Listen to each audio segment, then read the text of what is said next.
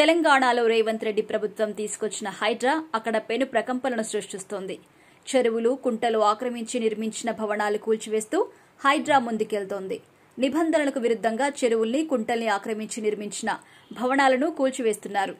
ఈ విషయంలో ఎటువంటి రాజకీయ ఒత్తిళ్లకు తలగ్గకుండా హైడ్రా ముందుకెళ్తోంది.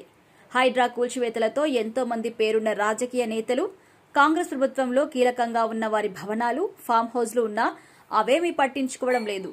హైదరాబాద్ నగరాన్ని వరద ముంపు నుంచి రక్షించడంతో పాటు భూగర్భ జలాలు అడుగంటిపోకుండా చూడడమే లక్ష్యంగా హైడ్రా ముందుకెళ్తోంది. దీంతో హైడ్రా తరహా చట్టంపై ఎక్కువగా ప్రశంసలొస్తున్నాయి. ఇక ఈ తరహా విధానాన్ని ఏపీలోనూ ప్రవేశపెట్టాలని గత కొద్ది రోజులుగా డిమాండ్ వస్తుంది. అయితే ఇటీవల విజయవాడలో సంభవించిన వరదలకు భారీగా ఆస్తి, ప్రాణనష్టం సంభవించడంతో ఏపీలోనూ హైడ్రా చట్టాన్ని తీసుకురావాలనే డిమాండ్ పెరుగుతోంది. టీడీపీ అధినేత ఏపీ సీఎం చంద్రబాబు నాయుడు సైతం హైడ్రా తరహా చట్టాన్ని అమలు చేసేందుకు కసరత్తు మొదలుపెట్టినట్టుగా తెలుస్తోంది. తాజాగా వరదలు, వర్షాలపై కలెక్టర్లతో సమీక్ష నిర్వహించిన చంద్రబాబు హైడ్రాపై కీలక వ్యాఖ్యలు చేశారు. బుడమేరు వాగు పొంగడానికి ఆక్రమణలే కారణమని భావిస్తున్న చంద్రబాబు హైడ్రాపై ఫోకస్ చేశారు. హైడ్రా తరహా చట్టం తీసుకువచ్చి బుడమేరు ఆక్రమణలు తొలగిస్తామని హెచ్చరించారు.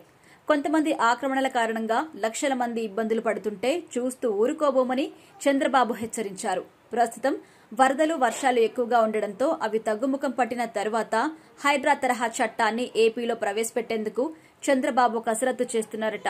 ఏపీలో నదులు, ఉపనదులు, కాలువల వెంబడి ఆక్రమణలు పెరిగిపోయాయి. ఆఖరికి పంట కాలువలు కూడా ఆక్రమణకు గురవుతున్నాయి.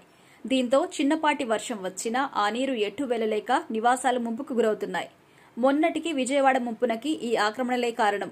ముఖ్యంగా రాజకీయ పార్టీల నేతలే ఆక్రమణలకు పాల్పడుతున్నారు. ఈ నేపథ్యంలో హైడ్రా తరహా చట్టాన్ని ఏపీ వ్యాప్తంగా అమలు చేయాలనే డిమాండ్ వినిపిస్తోంది. అయితే సీఎం తీసుకురావాలనుకుంటున్న ఈ చట్టాన్ని కేవలం విజయవాడ వరకే పరిమితం చేస్తారా, లేక రాష్ట్ర వ్యాప్తంగా అమలు చేస్తారా అనేది తెలియాల్సి ఉంది. హైడ్రా తరహా చట్టం ఏపీలోను తీసుకువస్తే ఈ చట్టం రాజకీయ ప్రకంపనలు సృష్టించే అవకాశం ఉంది అనడంలో ఎలాంటి సందేహం లేదు. 4వసారి ముఖ్యమంత్రిగా ప్రమాణ స్వీకారం చేసిన చంద్రబాబు గతం కంటే భిన్నంగా పరిపాలన చేస్తున్నారు కాబట్టి హైడ్రా తరహా చట్టాన్ని పక్కాగా అమలు చేస్తారనే ప్రచారం ఊపందుకుంది. అదే జరిగితే కొందరు రాజకీయ పార్టీ నేతలకు షాకులు తప్పవేమో చూడాలి మరి.